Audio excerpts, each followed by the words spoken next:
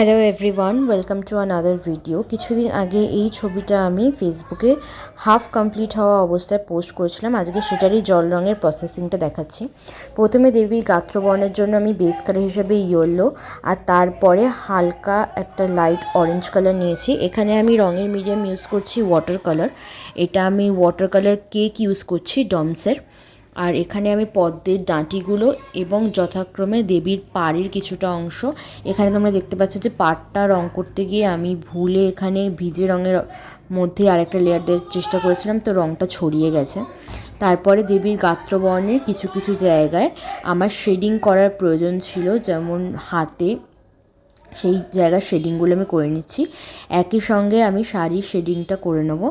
এবারে এই দিকের হাতটা যেখান থেকে আলোটা আসার সম্ভাবনা আছে সেই দিকটুকু বাদ রেখে আমি বাকিটা একটা বার্ন্ট সিয়েনা কালারের শেডিং করে নেব।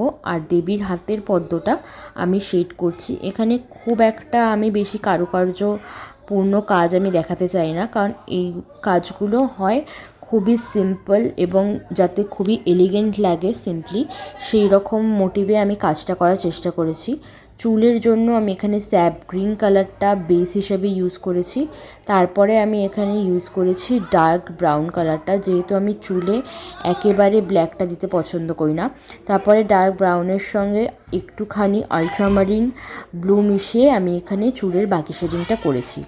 তো তিনখানা কালারে আমি চুলের শেডিংটা করেছি। তারপরে একদম গ্রেইশ গ্রানাইট কালারে এখানে আমি শাড়ির পাড়টা কিছুটা শেডিং করেছি, কারণ শাড়িটা আমার একদমই ফিকে ফিকে লাগছিলো। তারপরে সেটাও আমি তুলিতে জল দিয়ে ব্লেন্ড করেছি, এক্সট্রা কিন্তু কোনো কালার নিইনি।